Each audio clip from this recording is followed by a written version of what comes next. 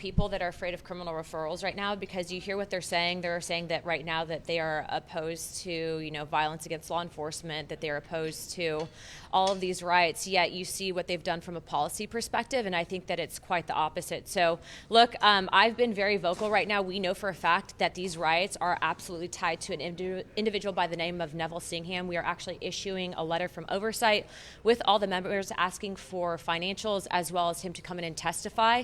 He's a billionaire donor that's actually tied to the Communist Chinese Party and spends part of his year in Shanghai. So this timing of this hearing, I think it's definitely serendipitous because it is correlated to some of the investigations that we are launching. But make no mistake, this is a different DOJ, a different administration, and we will be bringing criminal charges if they don't come to testify and provide us with evidence. Will you be providing criminal referrals for these governors to the DOJ?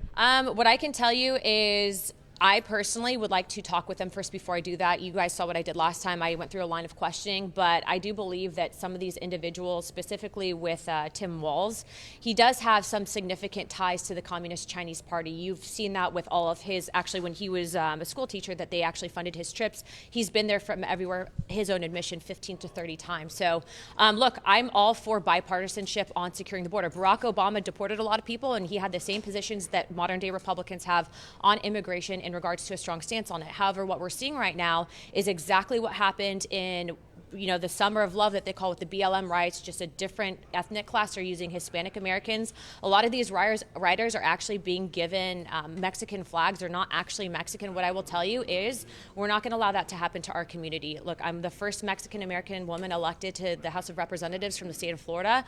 I vehemently oppose what's happening, and I think that it's wrong to be race baiting right now. That's exactly what's happening. Are you worried that these protests are going to happen nationwide? Oh, they are happening nationwide, and they're following the money trail. And what I can tell people is there's absolutely a foreign influence and element to this, and this is exactly why, instead of just putting this solely on Democrats, there's a lot of low information, low propensity people right now that are not fully understanding the bigger outside influence operation that's being run here. And I highly encourage you guys to look what Chris Cuomo said. Let me ask you, though, about what the governors are saying about sanctuary policies. What they're saying is it does comply with federal law because local authorities will cooperate with ICE if ICE presents a criminal warrant. How about that? They're at the same time, though, undermining their own arguments in that, because they're saying that right now what the administration has done is from a militarized perspective. But what I would argue is when you have outside organizations, by the way, we will be bringing a vote on classifying Antifa as a terrorist organization.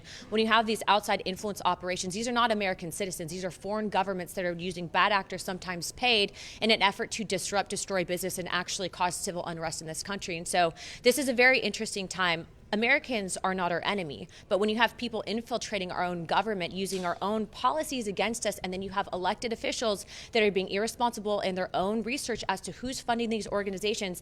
Tim Walz is actually speaking at the No Kings protest on June 14th. He's going to be speaking this month.